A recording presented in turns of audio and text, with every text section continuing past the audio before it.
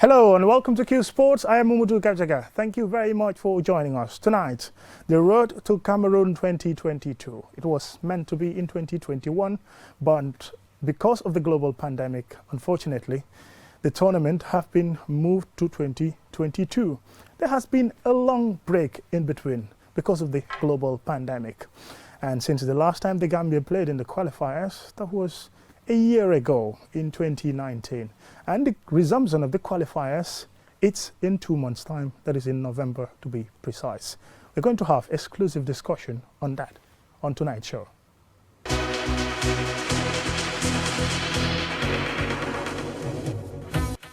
Welcome and thank you if you're just joining us. This is Qsports, and tonight we're talking about the Gambia's chances of qualification in the 2022 Africa Cup of Nations. You'll be surprised, it was meant to be in 2021, but because of the global pandemic of the coronavirus, now the competition has been moved to 2022 by the Confederation of African Football, which is a challenge for global football, sport in general. But I have with me in the studio Coach Amacham to discuss this. Coach, first, welcome. Thank you very much, and happy to be back. We're going to talk about the Gambia's group. That is Group D. We are currently on top after 2 matches on 4 points with Gabon as well, but we have a better goal difference and we are facing them in November in a double-legged tie. First away in Libreville and the return leg in Banjul. How should we approach this double leg against Gabon, who have in their ranks Pierre-Emerick Aubameyang? Thank you very much. Arsenal. In whether it's Gabon or not Gabon, in every football game, every match you prepare, there is what we call the administrative side, there is the technical side, and there is what we call logistic. The administrative side, though, that is for the administrators, that is the Football Federation and the Allied Ministry, that is the Ministry of Youth and Sports, which is representing government. You have the technical side, that is the responsibility of the coach and the coaching staff. Then you have the logistic. Still, the logistics can be connected to the administrative work. Now, when you talk about here, first I want to look at the technical part. Now, as a coach, you will see that you have players to select from. And the national team coach of the Gambia have a lot of players to select from. And these players were not players who were bench warmers during the last season. And the season is just starting again. Some are on pre-season, some are scoring goals. Some are doing extremely well, playing 90 minutes. And that means that we have a squad of players that are not bench warmers, but these are players who play week in, week out in their teams. No more playing 15 minutes, 75 and above, which is very good. That means we have a competitive team. So the coach will look at the players that he thinks, one, are in a position to give him the results. Two, are in a position to play in the system he wants to play, and would be in a position to resist the fatigue, because traveling in Africa, we all know it's very difficult. In fact, that was going to be my first question. How do we get to Libreville and make sure that we are back in the Gambia in time for our home leg? Remember, we played against Togo in the last qualifiers, that's the 2019 edition. We flew to Togo. It took days getting there. It took days getting back here with, the tension on the pitch. Obviously, it's a high intensity match. It was raining.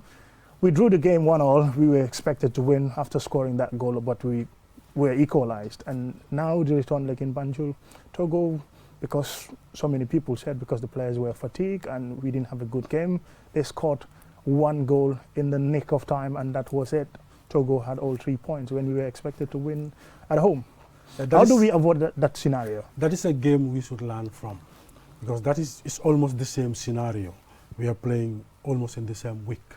You play away and play at home.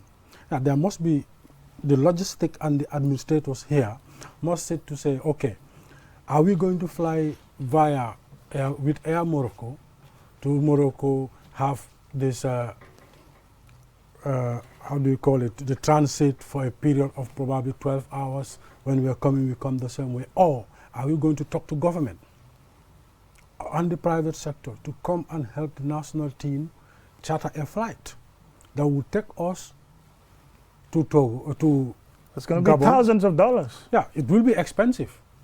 It will be expensive, but if the team is in a position to qualify to the AFCON in 2022, that's another form of Gambia's recognition. Now, if we want to be there, we must make sure that we put money inside. We must spend money to be in a position to be in that competition. And when we are in there for the first time, we will want to go back. Now, if we want to go back, we'll do the same thing we did to qualify. So the logistic and the administrators will have to sit and strategize. How are we going to do it? How are we going to fly there? Are we going to charter a flight? Yes, now we agree and say we are going to charter a flight. How do we do it? Are we going to... Well, I may be too young, but I don't remember any time in the last 2 decades where the Gambia chartered a flight to go and play international football. Are we in a position to do so? You were talking about support from government and also maybe the private sector, but this is going to be an expensive venture in as much as football is important. Yeah, but it's going to be expensive, but if we want to be at the AFCON, it's not because we don't have talent. We have very good football players, but the administration must put in their bit to make sure that these players are in a position to have the proper environment to exhibit whatever they want to exhibit. If a player is tired, it's difficult for that player to give you 100%. And you want your players all fit and fresh before every game. So if they travel to Gabon, struggle to be in Gabon, play 90 minutes, struggle to come home, they will struggle to play the return leg. So we must be in a position to strategize whether we are going to charter a flight or not, but there must be a way that we should go to Gabon and come back as easy as possible. well, that's hugely important because we have been in that situation, like I've earlier on mentioned about the Togo scenario when we had to fly in Togo and return back, and it takes days before you come back. The travel routine in Africa has always been difficult, especially for national teams. Is it a time where the Gambian needs to put most very good resource in this encounter to make sure that we have the best traveling route, and also, the players get one of the best in terms of their travel from their countries, various countries that they play in Europe, to come here, get a good training session. And by the way, I've seen some countries in Africa before the qualifiers lined up some matches in September. That's a good international friendly matches. Will this help as well? Yeah, it will help, because if you look at when during the last qualifiers, when the team was in a position to go to Morocco and have a 2-week camp, it helped the team to team bond, bring players together. They know each other very well, and you'll see from there we played Algeria home and away. We did not lose. In that group, we only lost to Togo, and that was in the Gambia. We went to Algeria and we defeated Algeria in the same qualifiers. We drew in the Gambia. So you will see, yes, there is the need for us to have a test game or a camping of the players. I understand that the Football Federation is in a process of organizing one. I don't know how, and it is stated that this one might take place in Portugal. And when they go to Portugal, there is a possibility that they will play Cape Verde and Mozambique. And it is also stated that there is even this possibility of playing Ghana, because at that particular time, Ghana is also going to be camped in Portugal. So it depends. They are talking to match agents, according to what I gather. They're talking to match agents to see whether this is going to be possible or not. But having a test game during the FIFA date in October is very, very important, very crucial for our game against Gabon in November. You've talked about our players being in shape for their clubs, especially those who play up front. We can talk about one of them, obviously. Musa Barrow has been fantastic for Bologna. We had young players who have not been tested yet. So there is a lot to choose from. In the heart of the defense also, there are some upcoming players. Looking at the player selection and looking at the duration that it took to play the resumption between when we played our first 2 matches to when the qualifiers is returning is a little over a year. So now, getting the players back together into the national team, usually in FIFA dates, you just have them for 5 days. And then because they had to be with their clubs and they had to play a weekend game. So usually they would come on a Monday or on a Tuesday, and on a Saturday or Sunday, there is the international match. How do you go around this as a coach? You see, that is why you have the opportunity to test your players beforehand, and you have the FIFA date. That FIFA date, it's compulsory for all teams to release their players, whether they like it or not. Even if they say the player is injured, the country the player is coming from can say they want their doctors to assess the team, the player, and the player will be allowed to travel. So you have to look at all those things. Now, as a coach, you have to, for me, I believe the team that last played, the selection that last played against DR Congo in the Gambia. 2-2. And we drew. I don't think there will be a lot of changes in that team. Most of those players are playing very well, and they are playing week in, week out in their teams. And the only players I think we might miss are the players who are injured. The one who scored the equalizing goal, Baboucar Job, I understand is injured. Hamza Bari is injured. Suleiman Mar have not yet played since the league started. You will see there are a lot of the changes that would happen might be enforced changes, not just because the coach wants to change. And most of the players, they are performing. The young players we talk about, the Alassane Mane, he's scoring goals week in, week out. Last time I watched him scored a wonderful outside shot. And these are all players for the future, but they can still play in the team. And you have to bring them back and continue the building, because you are still building, you still have more players outside. Hassan Cisse is doing extremely well. And you just Serif Sinyan, who is also a centre-back, is playing week in, week out for Molda. He even is playing in the Champions League qualifiers. They qualified the last time to the next stage. So we hope he will be the next one to be in the Champions League as a Gambian. It's been a long time we don't have a Gambian player playing in the Champions League since before we have Ibrahim Okoli. Yeah, so it's good that he's also performing, and he's a central defender. We have Amar Koli playing week in, week out. That's another bonus. The only partnership that we might be missing is we might miss Buba, because he's not playing also week in, week out in his team. He had left the Turkish team and is back to Belgium. So these are things we are looking at. Abdoulaye Diallo is playing also very well. Chamano, he have moved from Metz to the Belgian second division, and in the last game he gave the pass, the assist for the winning goal. So a lot of these players are playing week in, week out. So for me, I think the change will not be that much. Yes, we might have new players, but it will not be much. Since Coach Tom Somfen took this team, you realize that he had a base. These are the players he started with, and gradually he will bring in 1 or 2 and take out 1 or 2. But he had a base that he was always with. Should we throw everything in this 2-legged tie with Gabon, because we have a penultimate match to play, or 2 matches to play sometime in March next year, that is away to DR Congo, and also we have a home game, the final game in the qualifiers against Angola. That's going to be a home game.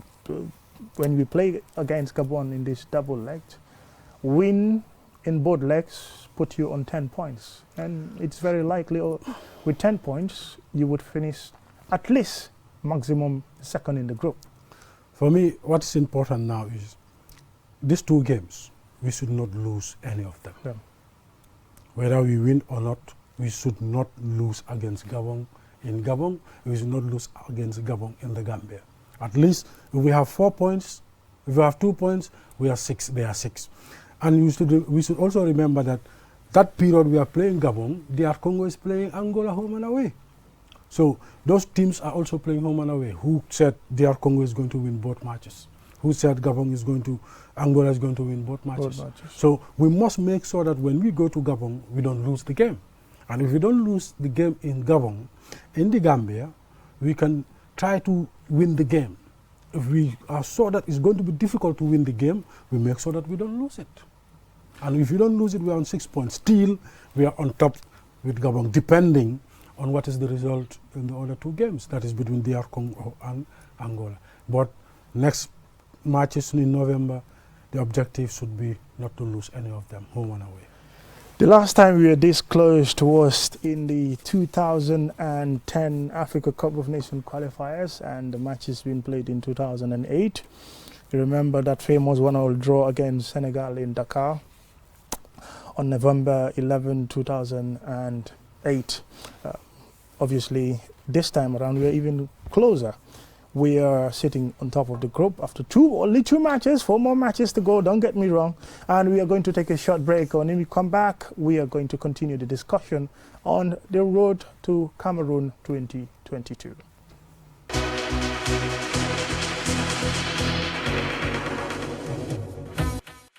Welcome back, and thank you very much if you're just joining us. This is Qsports, and I'm Momodu Gachaga, joined in the studio by Ahmad Cham to talk about the road to Cameroon 2022 Africa Cup of Nations. The Gambia, for the first time in many years, in a little over a decade, are sitting in a position where they are closer to qualification. But early days still, 4 more matches to go. 2 matches to be played in November against Gabon. Gabon in their side. They have Pierre-Emerick Aubameyang. Ahmad Cham would know a lot about this player. He's an Arsenal fan. He saw him score goals and torment teams in the past season, and he would want to take over from there this coming season. And the Premier League is just a little over 1 week away. We will be getting into the new Premier League season. Cham, you've talked about the organizational aspect of it, getting our players here in Banjul, gathering them together, the friendly international matches, which is obviously sort of a warm-up in getting to the qualifiers, which is hugely important. If we play against better sides, Cape Verde is a good side. They've been for the last at least 4 or 5 years in the qualifiers. They've been to the Africa Cup of Nations. They were just a whisker away from qualifying to the World Cup in 2018.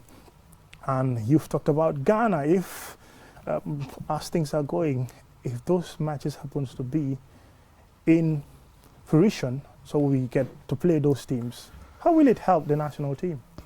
Yeah, it will help a lot, because you use test games to lay a strategy. This is how we want to play against Gabon. You don't wait till the game against Gabon, you come up with the strategy. You start the strategy at the training ground. Now you have the opportunity to have, for example, a camp. You start the strategy from there. You have a test game. You try to implement that strategy on the game against whoever opponent is it. Now looking at a team like Gabon, we know, yes, Aubameyang is their out-and-out striker, one of the best goal scorers in African football for now. And you will want to stop him. Are you going to stop him, or are you going to stop him from getting the service? In Ghana, for example, if we play Ghana, they have a striker like Jordan Ayew and his brother Andre Ayew. These are very good players. One is they can all play as strikers. Jordan Ayew is an out-and-out striker. He can score goals. He's fast. He's powerful. Just like, so you play the same strategy the way you want to stop Aubameyang. You try to stop him the same way. If it works, when you have the game, you try to implement it with the same players you tried it on the training ground, or with a change of 1 or 2 players. So first, the test game is very, very important. If it happens, it is going to help the coach be in a position to strategize what and how he wants to play. What would be some of the difficulties he thinks he will face, and he will try to make sure that those difficulties are averted during the training and during the test games. In as much as playing away, getting a point or a victory at the most is hugely important, but it's also better to win at home, and then whatever that you get away, so be it, because that's an away match. It's going to be difficult. The away team would do everything in their position to make sure pre-match, during the game, after the game, to make sure that they get all 3 points. In our situation, we've been finding it very difficult to win home matches, especially against better opposition. against DR Congo, well, good fighting spirit. In the last minute, we were able to equalize 2-2. But it was a game that we thought we could have won. It's a home advantage. Yes, it comes with a lot of pressure. Against Gabon, are we looking forward to maybe the Gambia winning at home? Maybe for the first time in many years in a very competitive match. Yes, we won against Algeria by 1-0 in the last qualifiers, but we struggle a lot when we play home matches. And when we talk about football, home advantage should definitely count. Now, who do we have who watch our games? That's a question that we should also ask. Do we have spectators or do we have supporters? Yeah, spectators. We have spectators. You go to other countries, they have supporters, people who go there and support their team. Yeah, I saw this happen against DR Congo. Even when we were losing, people were still shouting for the team to give their best. Cheering them up. Yeah, I think the same thing should be when we play Gabon at home. But first of all, people who go and watch this game should have that attitude of never die attitude, where whether the team is losing or the team is trailing, the team is not performing, you are behind the team to lift their spirit. If the team have the ball and everybody is with them, they are struggling and everybody is pushing them, they will add more effort to make sure that they appease the fans. And for me, I believe no football player wears that sort where the national team callers all want to come and fool around. They all want to come and perform. The players, I think, want to be in the Africa Cup of Nations more than any other Gambian, because they are the ones who meet with these players in their clubs. It's Africa Cup of Nations, they are all invited, they are going. You are left at home, you are not in the tournament. You would not like it. You want to go and play for your country in that tournament of that magnitude. But if you are left at home, that's another thing. Even the players will come and tease you. Is Gambia playing? Is Gambia good enough? So the players who want to qualify. But I think for me, it's not about winning at home or losing. For me, I think the best we should do is just make sure we don't lose these games. If we cannot win, we should not lose. If we can win, everybody will take that. Win the game and we are in a better position. If we have a draw in Gabon and come and beat Gabon here, that's 8 points for Gambia, straight away. And if we can manage a draw away at DR Congo and draw here or even beat Angola in the Gambia, we are in the Cup of Nations. So we must have a strategy in place to see how many points we can get away and how many points we can get home and be in a position to qualify. Nobody thought we can beat Angola in Angola. We lost to Angola in the Gambia and lost to Angola in Angola. That is in the World Cup qualifiers preliminaries. Yeah. And it's the same period we played after the qualifiers against Djibouti. We defeated Angola in Angola 3-1 and came home and played a draw. So we just have to make sure that we place our cards well and strategize well. And talking about the qualifiers of the Africa Cup of Nations, within the same calendar, you have also the World Cup qualifiers proper. 40 teams in contention for the 5 slots for Qatar 2022, and it is going to commence between the 31st of May and the 15th of June 2021. So there are some countries, I don't know if they're going to deal with that, although the fixtures would be congested. But the likes of maybe a Nigeria or a Senegal, you're both in the AFCON qualifiers and also at the same time in the World Cup. It's going to be difficult. It's such a shame. In our own case, we got knocked out, but by Angola. I would say sweet revenge when we went there for the AFCON qualifiers, 3-1 in front of their own home crowd. But it's really disappointing not to be in the group phase of the World Cup qualifiers. Now, okay, it's disappointing, but we are not there. We have to do with what we have. That is, we are in the Africa Cup of Nations qualifiers. Let's make sure we try to qualify. Yeah, with the World Cup qualifiers, yes, most of the teams, there are 5 teams that are going to qualify out of 40, right? And the groups will be 8 groups of 4 teams. The top team in the group, the top team in the group will qualify. 5 groups to the next, yes. Yeah. So you'll see. Now, what is going to happen now? most of the teams that you are going to, that will qualify for this World Cup will be the normal suspects. Suspects, yeah. The heavyweights of African football. The Senegals, the Algerians, Nigeria, Ghana. These are the teams at the end of the day will be on top of their groups and probably will go into the second round, which will have the 5 teams that are going to qualify. So for me, yes, we are not there. For me, it's a blessing in disguise. Let's concentrate on what we have. There are teams in our group who are going to play in that competition. So they have 2 competitions. They have to prioritize one. If they don't prioritize the Africa Cup of Nations qualifiers, we make sure this is the only one we have. We go for it 100%. We go for it 100%. The Africa Cup of Nations qualifiers resumes in November. Gambia, double leg against Gabon. We wish them all the best of luck.